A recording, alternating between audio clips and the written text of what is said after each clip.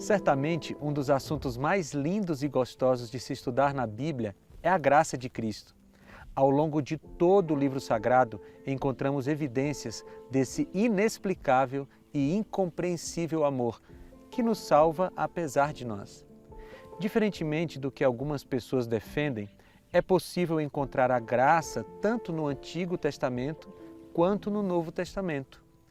Isso acontece porque o mesmo Deus gracioso do Novo Testamento é também o Deus do Velho Testamento. A mensagem da graça é confortante e precisamos ter essa graça profundamente arraigada em nosso coração. Compreender isso é um dos fundamentos da fé e um dos segredos para uma vida cristã feliz e produtiva. A Bíblia apresenta o que devo fazer para ser salvo. No diálogo entre Silas, Paulo e o carcereiro, lemos o seguinte: "E tirando-os para fora, disse: Senhores, que é necessário fazer para me salvar?" Responderam eles: "Crê no Senhor Jesus e serás salvo tu e a tua casa." Atos 16, 30 e 31. Isso parece muito simples. Creia e será salvo. E realmente é simples. Tão simples que temos dificuldades de entender. É um paradoxo dos seres humanos. Compreendemos coisas muito complexas e temos dificuldades de compreendermos coisas muito simples, como a graça de Cristo. A condição humana pede um amor nas dimensões do amor de Deus. Todos pecaram e destituídos estão da glória de Deus, segundo Romanos 3:23. E em Romanos 6:23, Paulo escreveu que o salário do pecado é a morte.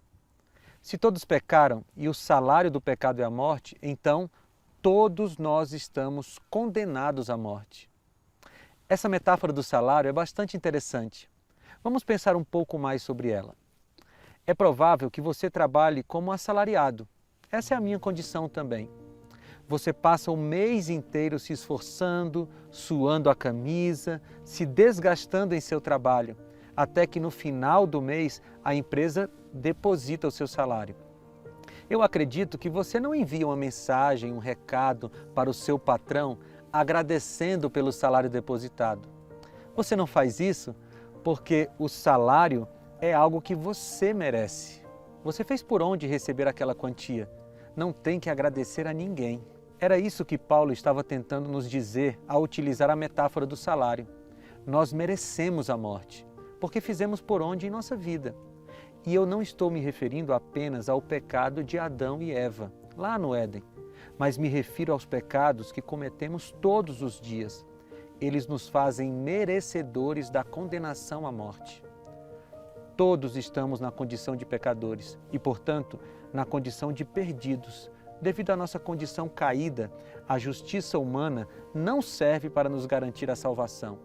E por isso, nós somos justificados gratuitamente pela sua graça, mediante a redenção que há em Cristo Jesus. Romanos 3:24. Percebeu a palavra gratuitamente? Que graça, não é? Paulo ainda completa: "Concluímos, pois, que o homem é justificado pela fé sem as obras da lei." Romanos 3:28. A Bíblia é bastante clara quando diz que a nossa salvação vem apenas de Jesus, porque pela graça sois salvos, mediante a fé. E isso não vem de vós, é dom de Deus e não vem das obras, para que ninguém se glorie. Efésios 2, 8 e 9. Ninguém poderá chegar ao céu e dizer que se encontra lá por causa dos seus próprios méritos. Todos reconhecerão que estarão salvos por causa do incrível amor de Deus, tão bem descrito em João 3,16.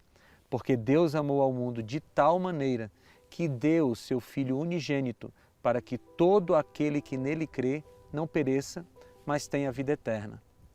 Esse é um conceito que precisa estar muito claro em nossa mente. Se assim acontecer, nunca mais teremos dificuldade em sermos obedientes a Deus.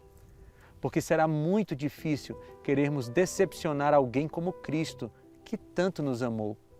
A salvação pertence a todos que aceitarem a graça de Jesus. Conta-se a história de um menino que morava nos Estados Unidos.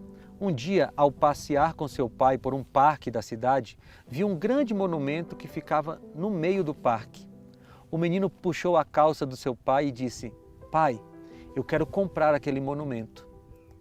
O pai, comovido pela inocência da criança, pediu que ele falasse com o policial, que estava perto do objeto. O garoto se aproximou do policial e falou sobre a sua intenção de comprar aquele grande objeto. O policial, com um sorriso no rosto, perguntou quanto o menino tinha no bolso. Depois de conferir o quanto tinha, ele disse ao policial que tinha 50 centavos e perguntou se com aquela quantia ele compraria o monumento. O policial perguntou se o garoto era americano e a resposta foi positiva. Então pediu que o garoto guardasse o seu dinheiro e disse: "Este monumento não está à venda. Todo o dinheiro que você tem não o compraria, mas por você ser americano, ele já é seu." É assim com a salvação.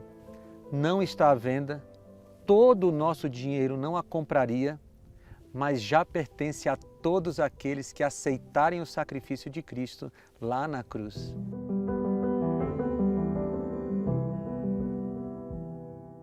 A graça nos isenta da lei? Há uma grande controvérsia no meio cristão a respeito da relação entre a graça e a lei de Deus. Muitos acreditam que a morte de Jesus na cruz por nós nos isenta de cumprir a lei, como se o sacrifício de Cristo fosse um passaporte para deixarmos todas as nossas paixões soltas, para que cumpram a sua vontade. Mas não é isso que a Bíblia diz sobre a lei de Deus. Não resta dúvida de que somos salvos apenas pela graça, como vimos no tópico anterior. Mas a graça de Cristo não anulou a lei de Deus.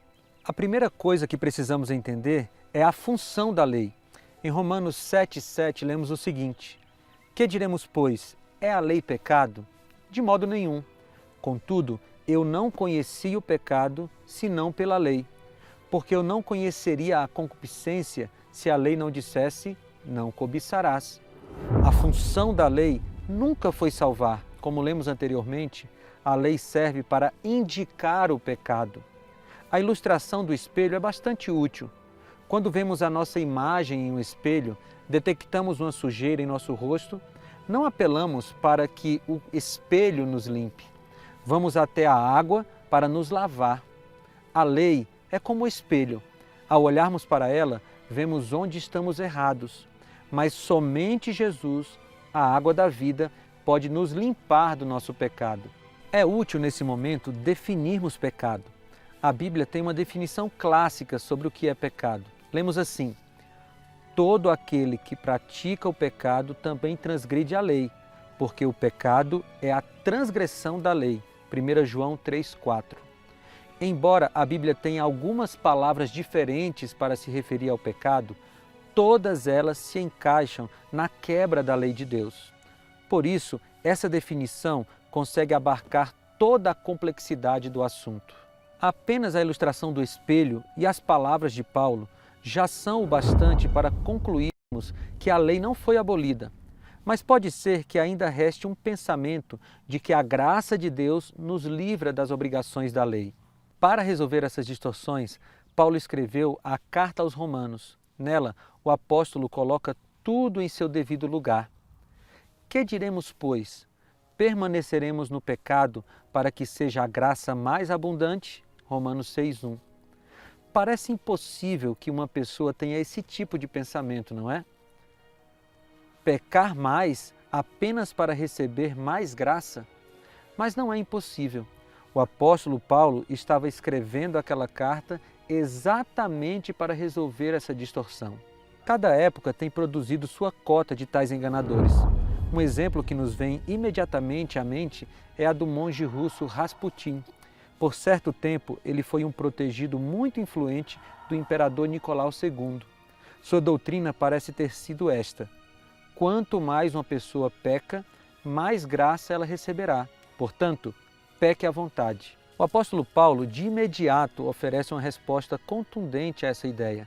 Vamos ler na Bíblia, diz o seguinte: "De modo nenhum, como viveremos ainda no pecado, nós os que para ele morremos?" Romanos 6,2. Ou seja, a salvação pela graça nos livra da escravidão do pecado. Não temos tempo nesse momento para lermos todos os versículos bíblicos a respeito da relação entre lei e graça, Mas acredito que já tenha ficado bastante claro que somos salvos exclusivamente pela graça de Deus, e isso nos impulsiona para a obediência às suas leis por gratidão. Aceite a salvação em Cristo e viva como um salvo, em obediência.